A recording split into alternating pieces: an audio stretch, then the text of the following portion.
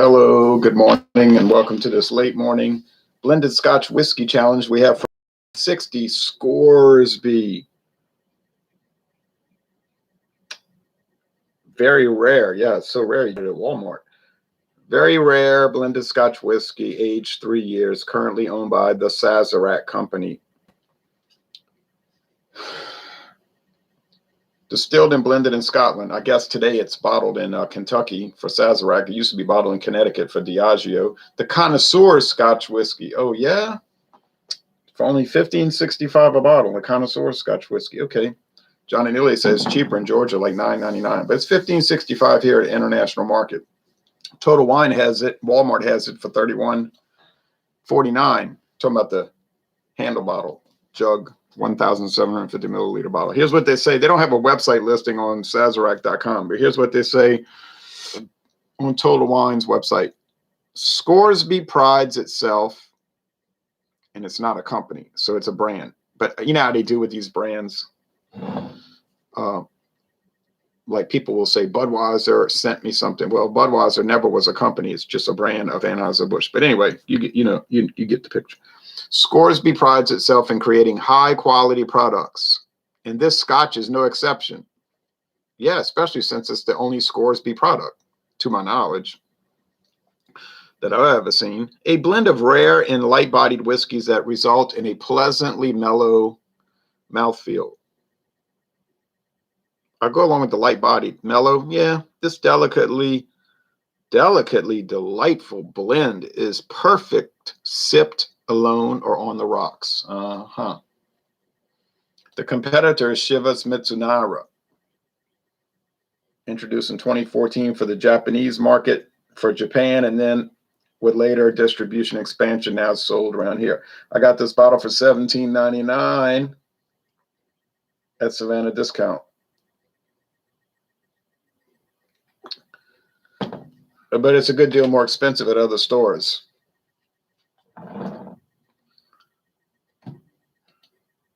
$45 to $55 a bottle, actually. And Robert, the Whiskey Scout, said, buy me one, I'll pay you back. So I bought him one. And he hadn't tried it yet, I don't think, but it's been really good. $17.99 for a $50 bottle, $45, $50 bottle, even $54 in some stores. Yeah. I wasn't going to pass that up. As soon as I saw Chivas, I knew it was a deep discount.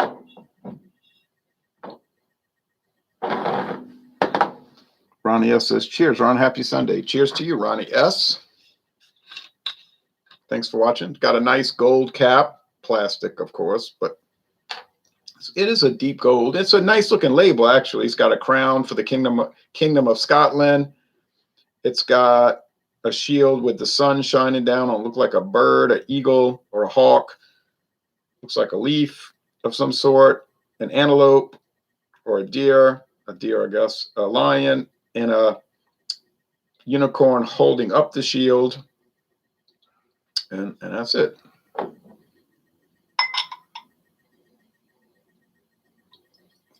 It's pretty light. Now, they may not, I was saying at Dawn Busters that, or it was yesterday, whenever I said it, that this might have had coloring added. I don't think they added any coloring. See how light it is?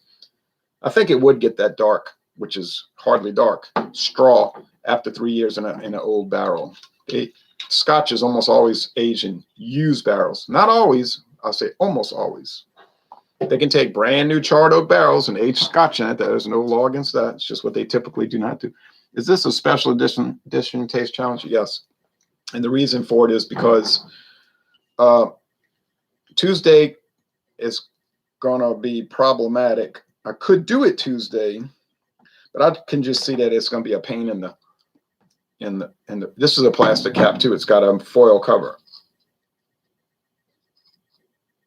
So I just said to myself, I'll do it today for Tuesday. And I might jump ahead for Wednesday, although I could do it Wednesday afternoon. But sometimes you got to shuffle your schedule around. Need more Mizunara. Now, why do they call it Mizunara? Well, the whiskey, a portion, not the whole amount, but a portion of the whiskey blend is finished. They finish aging it in Mizunara, which is Japanese for water oak, Japanese water oak barrels, which are very expensive barrels. And I guess they were forced to put a disclaimer on there because some people might have complained when they found out it wasn't the whole whiskey. So this one is dark, but it's probably a blend of whiskeys aged from between 3 and who knows, could be 3 and 30 years old. 3 and 30 years. Because Chivas Brothers whiskeys, they have barrels that have been aging for 50, 60, 70 years. So they'll, depending on what they're producing, you know, they'll pull from different barrels to give it a nice blended taste, balanced.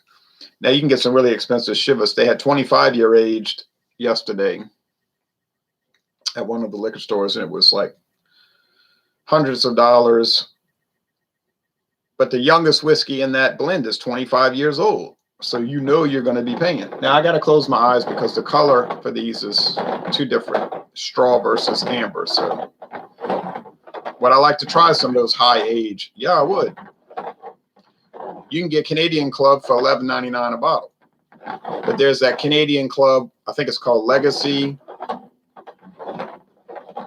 42-year age. Then there's a 41-year age. That's hundreds of dollars a bottle. Because that means they started aging it like in 1979 or 80. I guess there's a new edition probably come out, started aging in 81. So you get that long age, it's going to be rather expensive. But they don't put an age statement on this. And the reason is you would imagine that some of the whiskey in there is young, like 3 years old. The minimum in Scotland, whiskey has to be aged at least 3 years. In the United States, there is no minimum. It could be aged 3 weeks.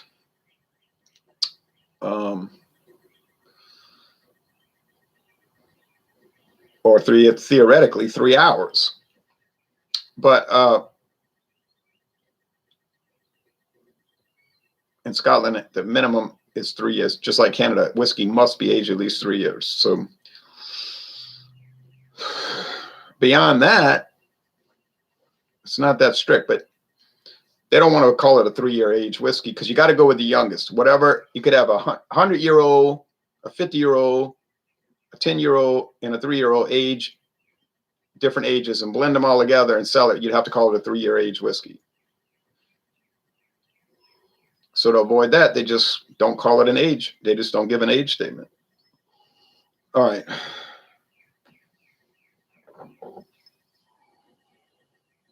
It's a pretty deep aroma here.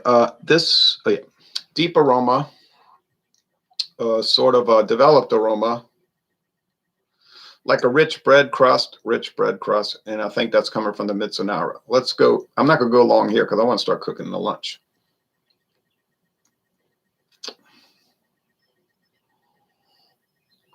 Now, see, this aroma is just like vacant. You can pick up the slightest, tiniest little bit of peat, like from peated malt, you know, heated over the smoke, the peat fires, peat smoke, but it's so minimal, you know, it's basically not even worth talking about, but that's the character of it. Then you just get cereal grain alcohol. It's probably almost all grain alcohol. In the US, if you do a blended whiskey, it has to be at least 20% straight whiskey. Usually they use bourbon. I didn't read anything in Scotland about, on their government of Scotland's website, about it has to be a certain percentage of grain versus single malt. So it could be, who knows, might be 95% grain whiskey and only 5% single malt. In the US, you could not, like I said, it has to be at least 20% straight whiskey. The other 80 could be aged or unaged, doesn't matter. But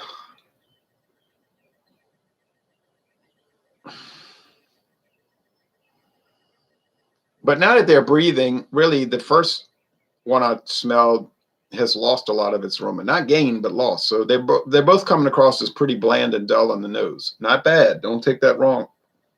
They don't have an off aroma or repulsive or anything. They just don't have much in aroma. But it is a taste challenge, so let's taste them, shall we?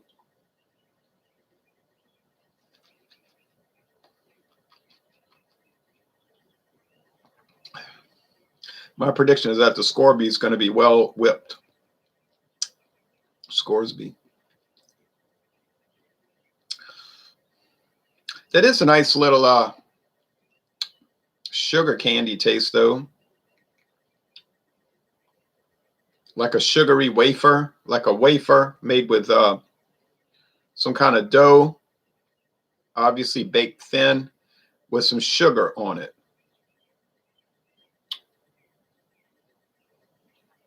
Or honey, even. Makes you wonder, makes you wonder, makes you wonder. Let's go with the taste over here.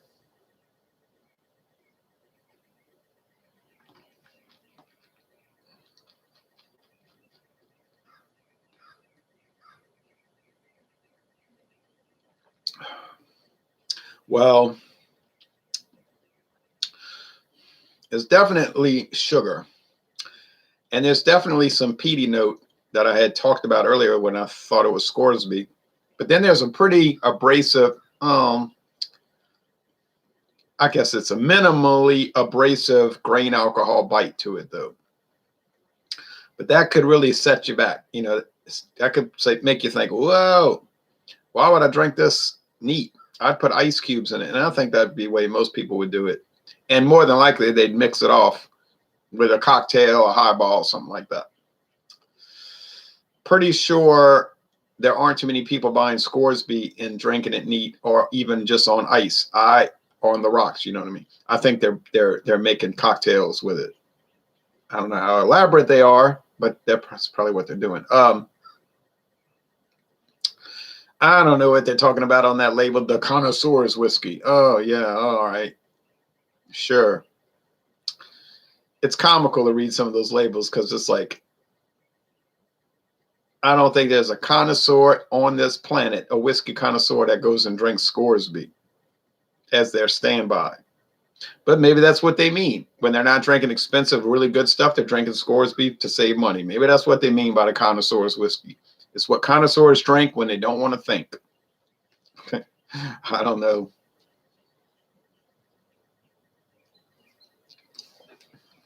Kevin says, I'll put money down that Chivas will win this challenge. Yeah, I think that's a good bet. I don't think anybody's going to take the bet, though. I just got back from grocery shopping, says David Cassidy. We are now just getting the quote unquote front end of a nor'easter snowstorm here in southeastern Pennsylvania. Sorry about that. It's sunny and 70 degrees here. We're going to get some cold weather, but when I say cold, I mean, 39 at night, 54 during the day. So a lot of you northeastern people are saying, oh wow, what a big cold, what a big cool down. Yeah. It's gotten down to 32 once this winter. In this town here, right along the Mississippi River, it's gotten down to 32 degrees once this whole winter, and that was for an hour. Good morning, Ron, says John and Neely. Scoresby isn't bad, but it doesn't stack up to Clan McGregor or Cutty Sark. I'll agree with that. I'd love to try that Mizunara. Yeah. I should have, now that I think about it, I should have bought you a bottle. The price has gone up to $18.99 at Savannah discount. They still got about 40 bottles left, but I'm afraid if you buy it around where you live, it's going to be a good deal more than $18.99, probably more like $39. What am I saying? $39.99. That'd be the luckiest break of the week for you, but be more about 45 to 55 bucks. But you could do an internet search. Maybe I'm wrong. Maybe they're getting rid of it and they're closing it out. We have a lot of snow here in Virginia, says Kevin. Craig Swinson says, just tuning in. Hope you're having a good day so far. I am. I really am. Thank you, Craig. I appreciate all that you do for me and supporting the channel and everything. David says, Ron, is the Mizunara the Japanese version of Chivas Regal brand Well, it is a Chivas brand. It's not the Japanese version. It's just something, a specialty one that they made for the Japanese market, see? And as it turns out, it was so popular there that they decided, Chivas Brothers said, well, heck, let's just sell it all around the world. Let everybody buy it. Makes sense. Blended and bottled by Chivas Brothers Limited Distillers, Keith, Scotland.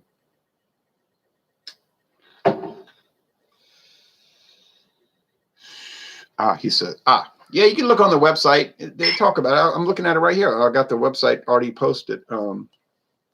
The world's first Scotch whiskey selectively finished, asterisk. A portion of this blended Scotch whiskey has been finished in Japanese Mizunara oak casks. Chivas Mizunara is a perfect marriage of Scottish craft with Japanese tradition, meaning the Japanese oak, creating a truly worldly blend, a wonderfully indulgent whiskey with a touch of spice, because blended is better in life and in Scotch. Now they're firing shots there. They're intentionally trying to anger single malt fans by saying that. And they're trying to energize the blended malt fanboys and fangirls. You know what I'm saying? Because that's like a big kind of war, blended Scotch versus single malt. And you've got partisans on both sides, and they just won't budge. You know, you've got your blended Scotch people. I'll never drink that dull single malt. You know, the heck with that stuff. And then you got the single malt people say, you wouldn't catch me dead drinking blended. And they go back and forth. And my opinion, personally, I don't care either way. I like them both. But to put that in there as their tagline, because blended is better in life and in Scotch, that's meant to incite. The Japanese culture loves American whiskey. I wonder why. I don't know. American blended whiskey is usually horrible, in my opinion. Canadian blends have been more favorable to me, says Kevin. Yeah, I like the Seagram 7 Crown blended whiskey. That's a pretty nice one. King Square from Florida, Auburndale, Florida, at the old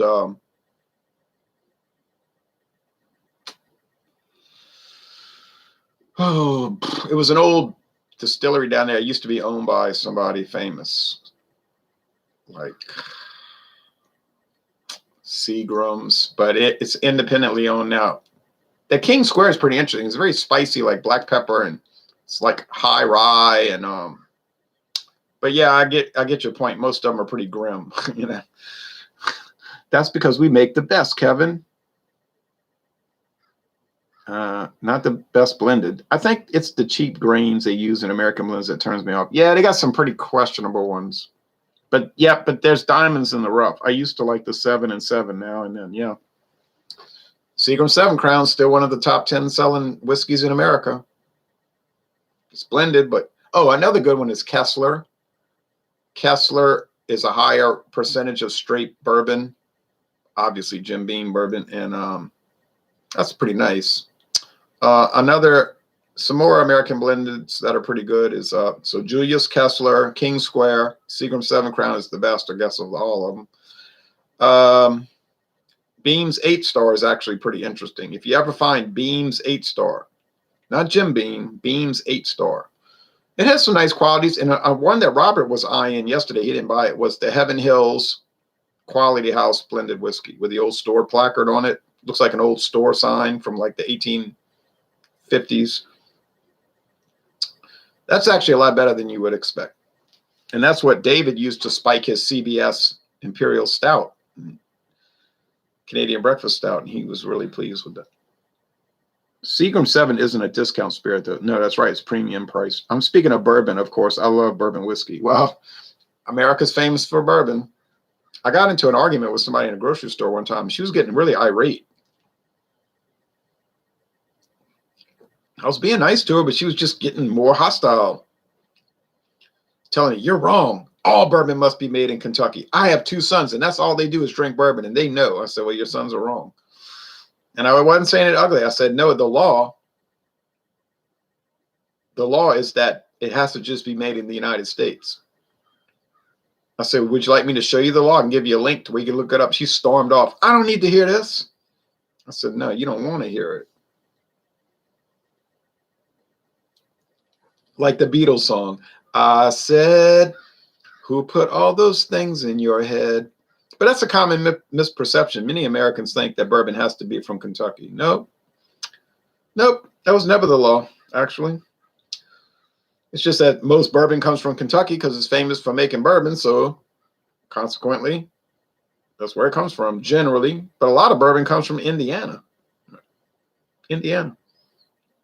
They used to make a lot of bourbon in Pennsylvania. True story. Tennessee still makes a lot. They make some in Louisiana. Yep, not much. They make some, not too much. They make it. Well, of course, y'all, the Chivas wins easily. But I have to say the Scoresby's not so bad. If somebody drinking says a bad scotch, I would not agree with that. I would say, come on, it's not a bad scotch. That's a D. A bad scotch would score a D. D meaning bad. You took this test and you did terrible. You passed, but you didn't deserve to pass. We just have to have a cutoff somewhere.